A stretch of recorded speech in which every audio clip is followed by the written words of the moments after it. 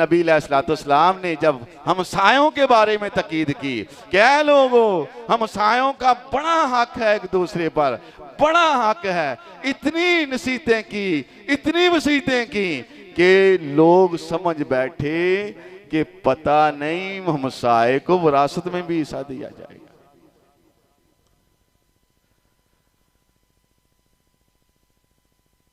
हजरत Rafe के बारे में आता है,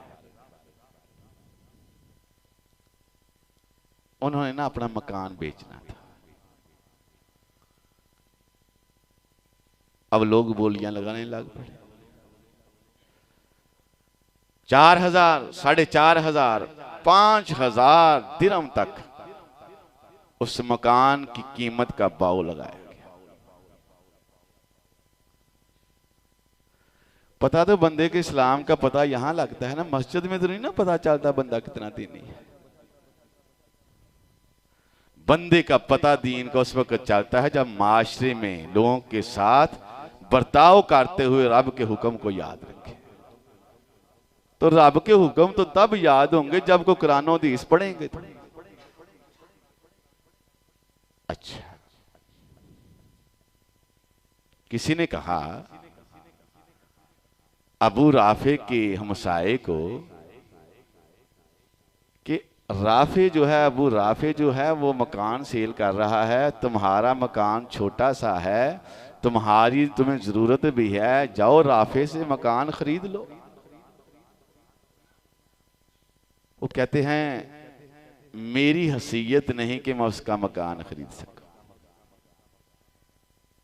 क्यों?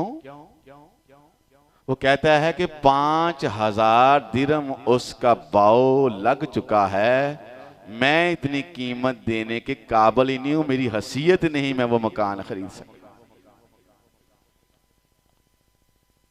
उसने कहा कि तुम अपने हिसाब से कीमत लगा लो, जाओ तो सही। गे अबू राफे, मैं तुम्हारा मकान खरीदना चाहता हूं। ठीक है जी, बताओ कितने का लेना है। अबू राफे, मैं आपका मकान 4,000 दिरहम में लूंगा और उस 4,000 दिरहम की मैं किस्तें तुम्हें बताता हूं। इस तरह मैं 4,000 दिरहम तुम्हें किस्तों में दूंगा।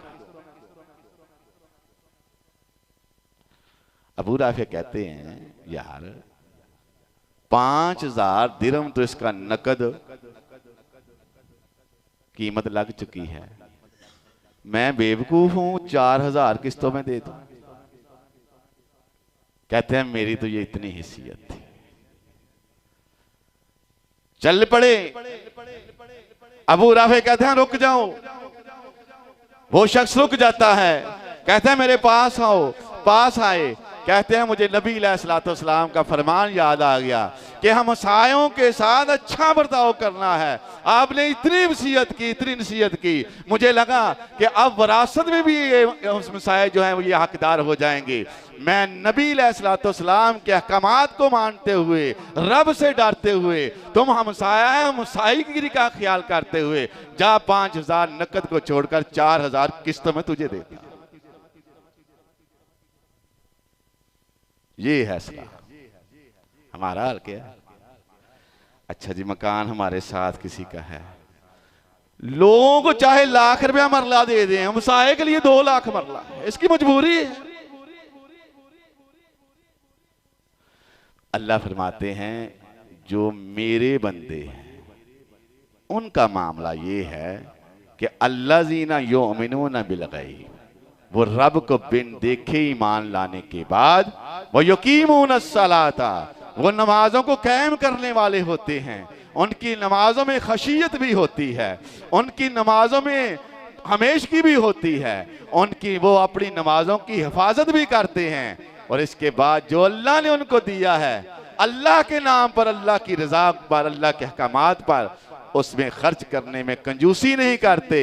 अल्लाह ने जो कुरान मजीद नाज़िल किया है उस पर वो पुख्ता ईमान रखते हैं, उसकी बात मानने से कराहत महसूस नहीं करते, खुशी महसूस करते हैं। और जो पिछली किताबें नाज़िल हुई हैं उन पर भी ईमान रखते हैं, और आखिरत पर ईमान इस तरह रखते हैं, इस तरह रखते हैं जिस तरह यकीनी अभी होने वाली है। अल्लाह फरमाते हैं जिनमें ये सिफतें पैदा हो जाएंगी, उलाइका अला हुदम मिर रब्बिहिम, ये हैं तुम्हारे रब की तरफ से हिदायत याफ्ता। अल्लाह फरमाते हैं तुमने किनको फिरकों में हिदायत याफ्तगी ढूंढ रहे हो? हिदायत याफ्तगी है ऐसी सफ़ात जिनमें होंगी वो हिदायत याफ्ता हैं। वाउलाइका हुमुल मुफलिहून, क़यामत वाले दिन ये फलाह पाएंगे। अल्लाह रब्बुल इज़्ज़त से दुआ है अल्लाह हमें सही मानों में मुसलमान बनने की तौफीक अता फरमाए। सही मानों में मुसलमान इंसान उस वक्त बन सकता है जब उससे अल्लाह के अहकामात का पता हो। अल्लाह के अहकामात को जानने के लिए ज़रूरी है कुरान और हदीस को पढ़ा जाए। तो अल्लाह रब्बुल इज़्ज़त से दुआ है अल्लाह हम सबको कुरान और हदीस पढ़ने की तौफीक अता फरमाए। व आखिर दावना अल्हम्दुलिल्लाह।